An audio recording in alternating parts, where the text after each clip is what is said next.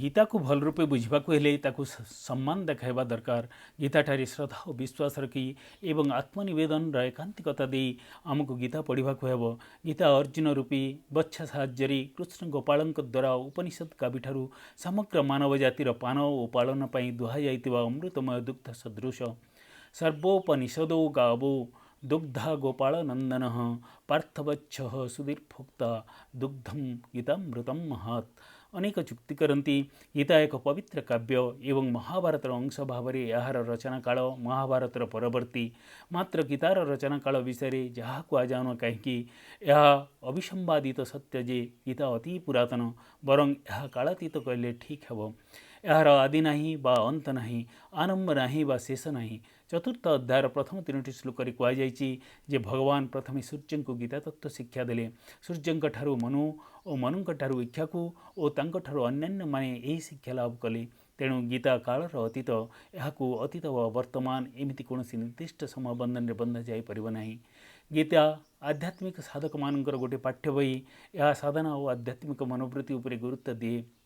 प्रशांति और संतोष पाइबापी गीतार प्रत्येक अध्याय निर्देश उपदेश रही। आगे जावाई निरंतर तीव्र अभिप्सार फल ही साधना। साधक निरवधि उद्यम करिजिव, मात्र शीघ्र फल मिलु जाऊ बोली पाटितुंड करवा उचित नुहे। सेतिपाई हताश हेबा उचित नुहे। मनिषर सहजात स्वभाव ही स्वाधीनता। ता निजर यही स्वाधीनता स्वाभाविक स्वाधीनता उपरे निजे ही बंधन आनी। गीता मनिषर यही आत्मबंधन छिन्न करी मनिष को स्वाधीनता पाखे पहुँचाई दिए। गीता मनुष्य को अंधकार रु आलोक मार्ग को उठाई नहीं, दीप्तिहीनतारू प्रदीप्त करे।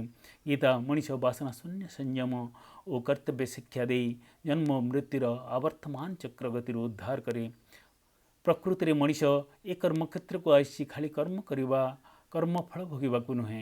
यह ही गीतार आदर्श, यह ही गीतार मर्मवाणी। गीता सबु वेद मानकर निर्यास। वेदर प्रथम अंश यागयज्ञादि बाह्यकर्मर उल्लेख रही, किंतु उपासना आदि कर्मर उल्लेख अच्छी परवर्ती अंश। सर्वशेष अच्छी ज्ञान तत्व। यागयज्ञादि बाह्यकर्म और उपासनादि अंतर्गत कर्म श्रृंखला विशुद्ध साधक ही ज्ञान जोगर तत्व हृदयंगम करिपारिब। व्यक्ति जेते पंडित हेले मध्य से भ्रांतिर उद्धार पाई परिब नहीं। फल से निश्चय दुख भोग करिब एवं यही दुखानुभूति समस्त कर्मचरण शत्रु। अर्जुन परि महावीर त्यागी और पंडित मध्य युद्ध प्रवृत्त होगा दुखदायक आवश्यकता बोली भावी हताश हो पड़ते और सही भ्रांति परवश होई कर्म करिवार हराई बसला। आत्मा और शरीर विषय संदिग्ध से उभय को एक बोली मन कला एवं क्षयशील परिवर्तनमय असत्य संसार रे अलिकता को आत्मारे आरोप करी ए भ्रांति को सत्य बोली भाविला। से विश्वास कला जे यही मिथ्यात्मक ज्ञान प्रणोदित कर्म ही तार आत्मधर्म। यह केवल अर्जुनर नुहे, यह समग्र मानव जातिर दुख दुर्दशार कहानी। तेणु गीता कालातीत सार्वजनीन और चिरदिन अमूल्य। गीता पाठ करने अर्थ माया सागर रे पहरा शिखा। यह स्वयं भगवान श्रीकृष्ण को मुखनिश्चित बाणी। गीता जे लक्ष लक्ष लोक शांति और मुक्तिर बाट देखाई पारिछि, यह तार प्रमाण। स्वयं परमात्मा बाणी होई नथिले गीता कौन एपरी महत्वपूर्ण हो पारिथांता। गीतार आरंभ और शेष कथा चिंता कले गीता तत्व विषय सम्यक धारण करिह। गीतार प्रथम श्लोक आरंभ होइछि धर्मक्षेत्री कुरुक्षेत्री। धर्म शब्दरु ही तार आरंभ। तार शेष श्लोकटी है जत्र योगेश्वर कृष्ण। योगेश्वर शब्दटी सारा गीतारे निहित थिबा धर्म तत्वर सारांश कहीदे। एथुरु स्पष्ट जनाए गीता जहाँ शिखाए तार शेष कथा धर्म को स्मरण रख और धर्म पालन कर। केते तात्पर्यपूर्ण कथाटी सबु धर्मशास्त्र धर्मर सूक्ष्म और जटिल तत्वर संज्ञा और समीक्षण करथांती। केवल गीतार ही ए समस्तर व्याख्या समीक्षा रही। धर्मर सबु विभाव विषय गीता गोटे आदर्श पाठ्यपुस्तक। सबु धर्म नीति विचार मिलिब ही यही गीतारू। अर्जुन हेले जीवी व्यक्ति, शरीरटा रथ हेले सारथी निजे भगवान श्रीकृष्ण। सारथी स्वयं भगवान मनिषर आत्मार और चिन्मय साथी से परम ब्रह्म। मनिषर धियो योनः प्रचोदयात् गायत्री प्रार्थना शुणी तार आत्मसत्ता को जीवित करती।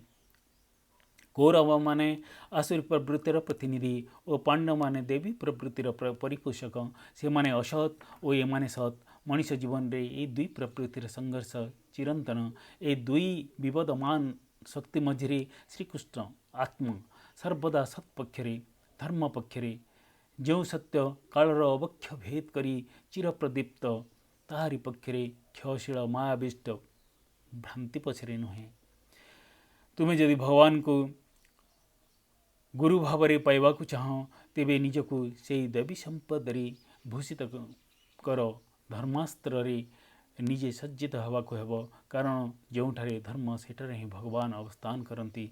अवश्य यार अर्थ नुहे जे भगवान सर्वव्यापी नुहंती लहुणी दूधर चारिआडे व्यापी रही थाई मात्र दूध को दही करी ताकू मंथन कले जाई लहुणी बाहरे ठीक सेमिति भगवान सर्वव्यापी हेले मध्य केवल धर्माचरण द्वारा तांकू उपलब्ध करिहेब जतो धर्म ततो जय धर्मावलंबन ही विजय लाभ संभव। अर्जुन शरीर मोहरे मोड़ हो पड़ता तेणु अर्जुन को से महानतार उद्धार करने भगवान को सत्यर ज्ञानालोक और आत्मज्ञान देवाक पड़ा। भगवान श्रीकृष्ण ताहा ही कले साधारण समस्त जटिल मार्ग आत्मा को जागृत करने से परम ज्योति ठारे मनुष्यर चित्त निरंतर स्थिर रखा निमंते ही अभिप्रेत प्रकृति रे यह ही सत्यानुसंधान सारांश। अर्जुन अनेक संदेह जाल छंदी हो पड़ते से ताको प्रकाश कर पार नथिले मध्य कृष्ण अर्जुन समस्त उपह प्रश्न और संदेहर उत्तर देते से कहले अर्जुन तुम्हें दुख करुच तुम बंधु बांधव ए राजा और राजापुत्र माने तुम हाथ ही मृत्यु लभिबे तुम्हें धर्म संबंधी भी अनेक बड़ बड़ कथा कह किंतु मन रख ज्ञानी जीवित व मृत काहारी पाई दुख करे ना कहीं जानिच शुण मृत्यु जो देहटा नष्ट हो जाए ताहारी पाई आज तुम्हें ये विव्रत आज पर्यंत ये देहटा जिते परिवर्तन भीतर दे गति करी तुम्हें कौन केवे व्यस्त होइच शिशु अवस्था परिवर्तित हुए बालक ठारे तापर आसे कैशोर पूर्ण यौवन रे शैशव और बालक अवस्था हजि जाए तापर वृद्धावस्था और पर मृत्यु यदि तुम्हें यही प्रतीक परिवर्तन रे दुखाभिभूत होना तेबे ए गोटे परिवर्तन आशंकार एत व्यस्त हो पड़ुच कहीं पिला बेलर अवस्था कौन तुमर एवं अच्छी जेते बेले दृष्ट दुम्न को बांधि पकाई सेते बेलर अवस्था एवं कहीं एवं मध्य तुमर से किशोर सुलभ दुस्साहस कथा मन थी मात्र से समय देह तो तुमर अनेक परिवर्तित हो गलानी ए देहरे जेते परिवर्तन हेले मध्य आत्मा निर्विकार ज्ञानलोकर द्योति चिर अम्लान और अनिर्पाण यही ज्ञान प्रतिष्ठित होगाई ज्ञानी लक्षण। भगवान श्रीकृष्ण आहरी कहले हाँ तुम्हें मत पचारि पार जो मनीष ये शरीर दीर्घ दिन धरी आहार विहार करें से शरीर विनाश रे मनुष्य कौन किसी दुख हे ना। अच्छा जदि ए दुख करवा युक्तियुक्त हुए तेबे मते कहल तुम्हें केते जनक पाई एमिति कांदी पारिबो यह केबे भाविच आनंद और निरानंद केवल दिन और राति परी से सबको सहिबाक हेब आनंद निरानंदर अभिज्ञता भितर दे जीवाक हेब आमे जदि ताहा अस्वीकार करूँ तेबे भी ताकू केही अटकाई परिबे नहीं किंतु तुम इच्छा अनुसार ताहा घटिब नहीं। सुख और दुख ए संसार घटना से देहटा खाली जड़ित मात्र ताहा आत्मा छुई पारे ना। जो मुहूर्त तुम्हें ये सुख दुख आनंद निरंतर द्वैत अनुभूति आपण को मुक्त कर सही मुहूर्त ही तुम्हें सिद्ध और तुम्हें मोक्ष लाभ कर। प्रथम अध्याय यह वर्णित एवं यार नाम अर्जुन विषाद योग यह भगवत गीता रूपी सुरम्य सौधर भित्तिभूमि जेते बेले सुदृढ़ सौधटी मध्य बेस दृढ़ हवा स्वाभाविक गीता सौध आज को 5000 वर्ष पूर्व निर्मित होता एवं भी से सौध अक्षय रही एवं चिरदिन यह एमती रही आमे बुझीपर भित्ति स्थापन कर व्यक्तिर ज्ञान केते गभीर। पुणी अर्जुन को कहले तुम्हें विषाद कथा कौच मात्र यही विषाद ही तुम आशीर्वाद सदृश यह का पुरुषता नुहे कारण यही विषाद अर्जुन का निष्ठा एकाग्रता और आंतरिकता परीक्षा करथिला भगवान ठारे निर्विवाद आत्मा निवेदन करने को प्रणोदित करथिला। तेणु यह योग नाम कथित गीतार आरंभ विषाद योगरे एवं शेष संन्यास योगरे विषाद गीतार भित्तिभूमि एवं सन्यास ଏହା ଉପରେ ଶୋଧ विषाद बीज और सन्यास फल। एवं आउ गोटे प्रश्न उठिपे गीतार महाज्ञान जो साधु और पुण्यात्मा व्यक्ति को मिलवा कथा से साधुता पवित्रता और शुचि अर्जुन लाभ कला केमिति। अर्जुन शब्दर अर्थ पवित्रता शुद्धता शुभ्रता। नामटीता जीवन धारार बेस उपयुक्त कारण नामर तात्पर्य अर्जुन जीवन रे पूर्ण भाव पालन करथिला। सेथिपाई अर्जुन भगवान को सखा हो पारा एवं ता माध्यम भगवान मानव समाज को गीता दान कले।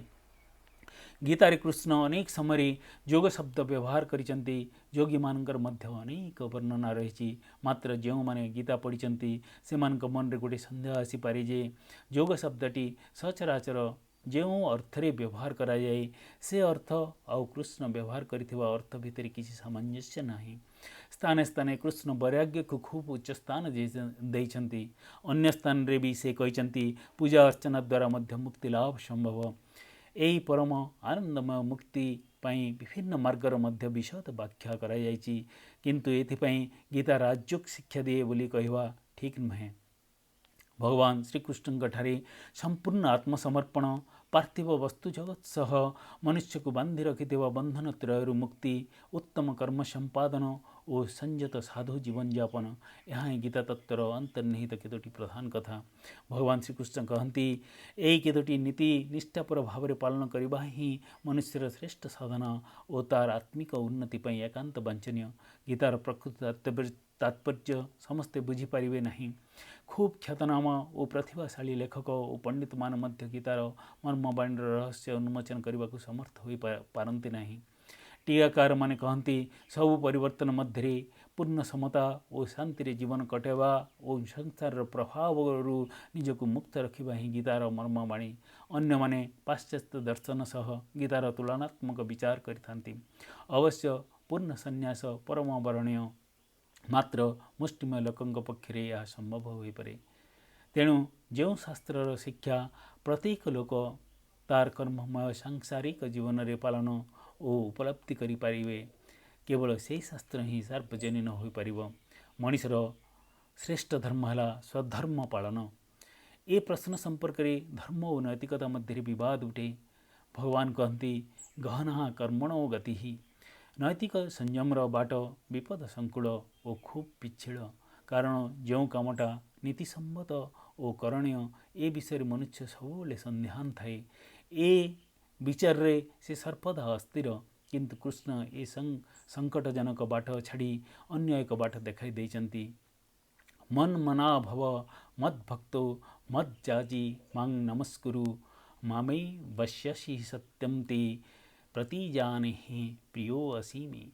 सर्वधर्मान् परित्यज्यं मामिकं शरणं व्रजं अहं त्वं सर्वपापेभ्यो मोक्षयिष्यामि मां शुचः।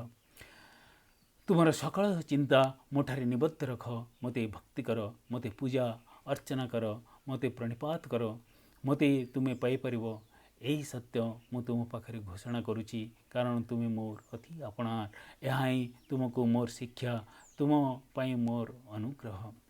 यही बाटरे आसिले तुम्हें मो पाखे पहुँचब। तुमर सबु धर्म त्याग करी मो पाखे संपूर्ण आत्मनिवेदन कर दियो। दुख करना सब प्रकार पाप और कर्म फल मु तुमको मुक्ति करी।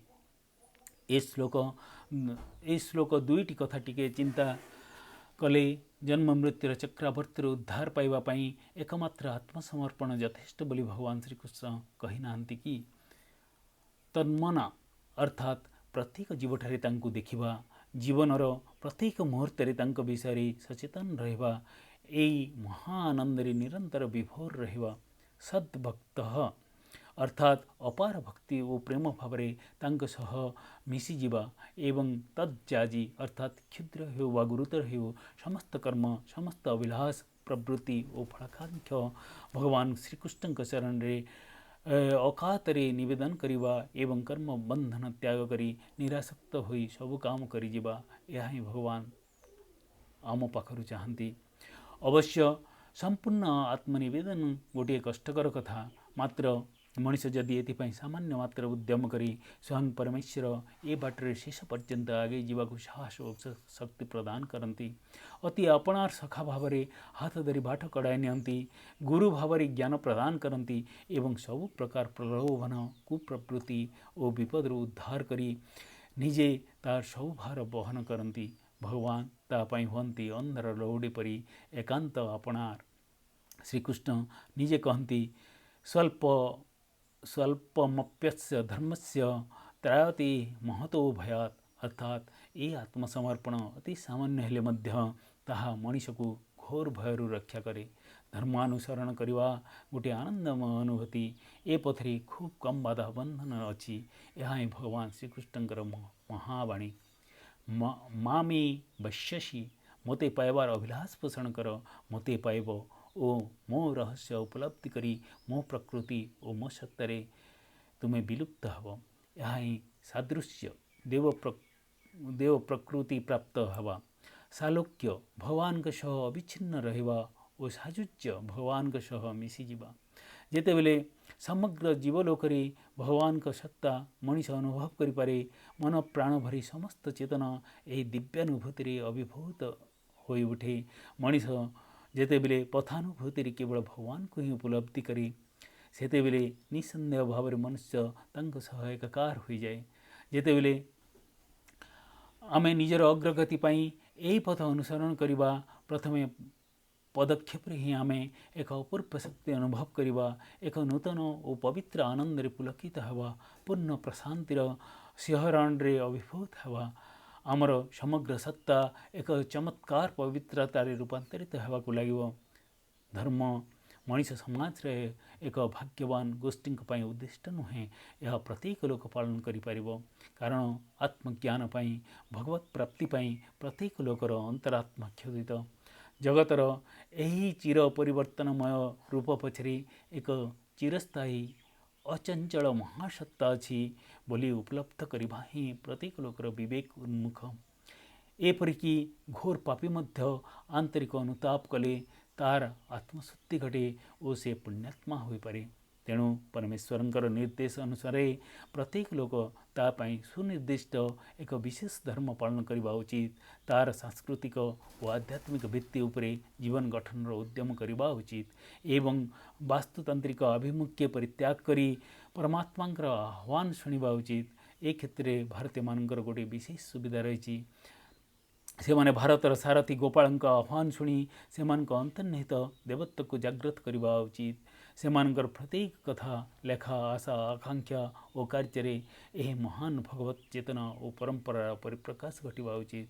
ताहले केवल यही भारतीय जाति तार बहु पुरातन सनातन धर्मर उत्कर्ष और मानव जाति प्रति यार अवदान प्रतिपादन करी समग्र मानव समाज रे शांति और संतोष प्रतिष्ठा करने को समर्थ हे।